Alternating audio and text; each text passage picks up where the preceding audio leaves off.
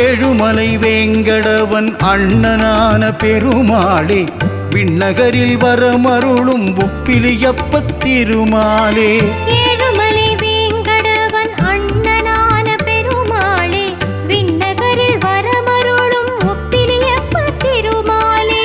சிறுவயது பூதேவியை மனம் முடித்த நாரணா, உப்பிலாத நைவேத்தியம் தன்னை ஏற்றுக்கொண்ட பூரணா. சிறுவயது பூமாதேவியை மனம் முடித்த நாரணா, உப்பிலாத நைவேத்தியம் ஏற்றுக்கொண்ட பூரணா.